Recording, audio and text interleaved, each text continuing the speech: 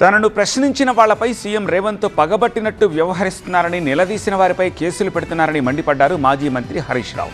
రైతు బంధును ఎగ్గొట్టేందుకు ప్రభుత్వం కుట్ర పన్నుతోందన్నారు. ఏడాది పాలనలో సీఎం రేవంత్ తనను ప్రశ్నించిన వారిపై కేసులు పెట్టడం తప్ప ఏమీ చేయలేదని ఆరోపించారు మాజీ మంత్రి హరీష్ రావు. మెదక్, వరంగల్ జిల్లాల్లో పర్యటించిన ఆయన కాంగ్రెస్ ప్రభుత్వం తీరుపై ధ్వజమెత్తారు. అబద్దాలు చెప్పి అసెంబ్లీని సీఎం రేవంత్ అపవిత్రం చేశారన్నారు. కాంగ్రెస్ పాలనలో రాష్ట్రంలో క్రైమ్ రేట్ 41% పెరిగిందని, సీఎంగా, హోంమంత్రిగా రేవంత్ ఫెయిల్ అయ్యారని విమర్శించారు. అసెంబ్లీలోనే 6 గ్యారంటీల గురించి సీఎం చేతులెత్తేశారన్నారు. ఏడాదిలో 1.25 లక్షల కోట్లు అప్పులు చేసిన రేవంత్ సర్కార్ కాంట్రాక్టర్లకు బిల్లులిచ్చి కమిషన్లు తీసుకోవటం తప్ప కొత్త పథకాలు ఏమీ ఇవ్వలేదని ఆరోపించారు హరీష్ రావు. అసెంబ్లీ సమావేశాల చివరి రోజు 2 గంటలకు పైగా ప్రసంగించిన ముఖ్యమంత్రి రైతు భరోసా ఎప్పటి నుండి ఇస్తారో మాత్రం చెప్పలేదని ఆరోపించారు. గతంలో మాదిరిగానే రైతులందరికీ రైతు బంధు ఇవ్వాలని డిమాండ్ చేశారు.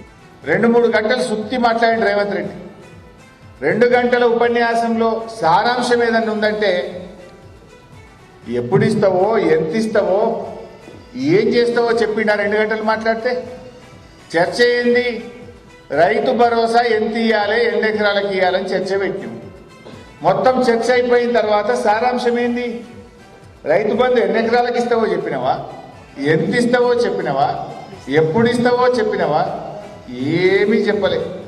ఏమన్నా కనబడ్డదంటే రైతు బంధుకు ఎగనామం పెట్టినట్టు కనబడ్డది చర్చలో. వరంగల్లో నూతన ఆసుపత్రి పనులను పరిశీలించిన హరీష్ రావు కాంగ్రెస్ ప్రభుత్వం నిర్మాణ పనులపై దృష్టి పెట్టడం లేదని ఆరోపించారు. గత ఏడాది ఏ పరిస్థితి ఉందో ఇప్పుడు కూడా అలానే ఉందన్నారు.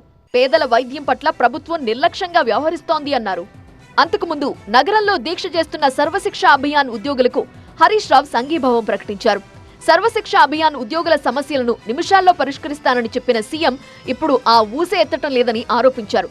కాంగ్రెస్ ప్రభుత్వం మోసాలు ఇప్పుడిప్పుడే ప్రజలకు అర్థమవుతున్నాయన్నారు హరీష్ రావు.